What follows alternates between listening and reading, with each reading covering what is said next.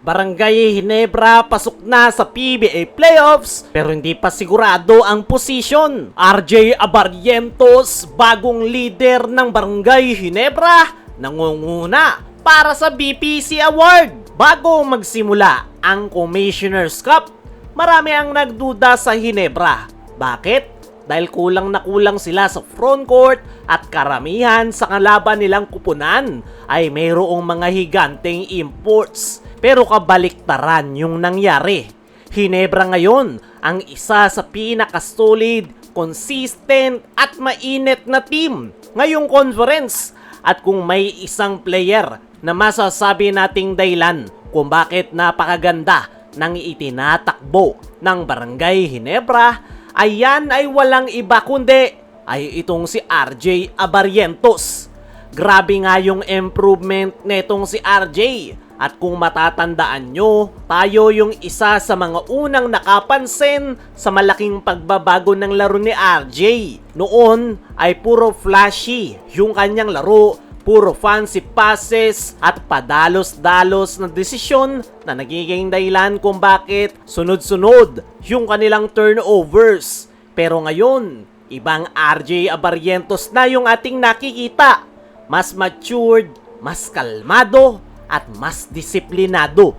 Alam niya na kung kailan dapat bilisan yung tempo ng laro at kung kailan dapat kontrolado lang. Mas lalong kapansin-pansin ngayon ang pagiging leader nito sa Ginebra. Dati, siya yung pinagsasabihan na mag-relax.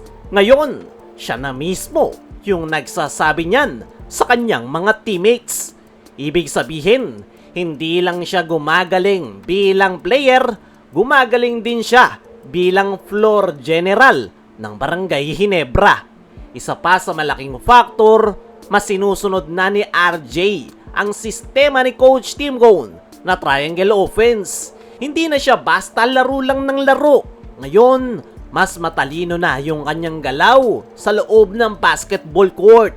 At kahit na ganun, nandun pa rin at hindi nawawala yung kanyang skills at talent. Kumbaga, inayon niya lang yung kanyang laro sa kanilang sistemang ginagamit at yan nga yung dahilan kung bakit siya yung leading scorer ngayon ng Barangay Ginebra. Dahil sa consistency netong si RJ at sa laki ng kanyang contribution sa Ginebra, hindi nakapagtataka na isa siya ngayon sa pinakamatunog pagdating sa Best Player of the Conference Award.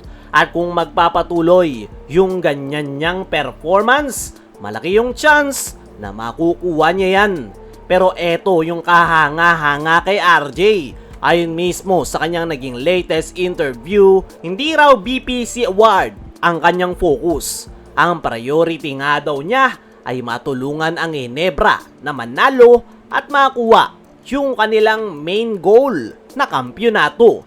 At para sa kanya, bonus na lang kung makakakuha siya ng individual award. Para sa akin mga chong, sa ipinapakita netong si RJ ay hindi talaga malabo na siya yung makakakuha ng BPC award. Dahil consistent yung kanyang pinapakitang performance sa Barangay Ginebra. Actually, hindi nga lang pang BPC award itong si RJ kundi pwede din ito sa Most Improved Player. Sa ngayon, isa yang magandang balita para sa Barangay Ginebra.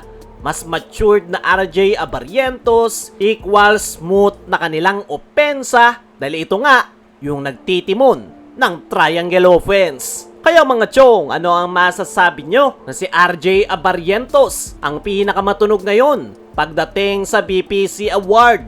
I-comment mo lang dyan sa ibaba. Samantala, Barangay Ginebra pasok na sa PBA Playoffs pero hindi pa sigurado ang posisyon. As of now, number 3 sa team standings ang Barangay Ginebra. Pero hindi nga nangangahulugan yan na dyan na sila hanggang pagpasok ng PBA Playoffs. Dikit-dikit pa nga rin ang team standings at isang talo lang pwede silang bumagsak sa top 4. Kaya naman, ayon mismo kay Coach Tim Cone sa kanyang naging latest interview ay kahit secured na sila sa PBA Playoffs ay hindi pa nga rin daw ito masaya. target nga daw nila na makuha ang twice to beat advantage at nakadepende nga daw yan sa kanilang mga susunod na laro. Para sa akin mga chong, importante na maipanalo ng Barangay Ginebra yung kanilang mga susunod na laro. Dahil gaya ng sabi natin kanina, isang talo lang pwede silang bumaba para manatili sila sa itaas. Kailangan nilang maipagpatuloy yung kanilang winning streak. Kaya mga chong, ano ang masasabi nyo na hindi pa sigurado ang posisyon ng Ginebra? Ano rin yung masasabi nyo na matunog ngayon si RJ Abarrientos pagdating sa BPC Award? I-comment mo lang dyan sa ibaba.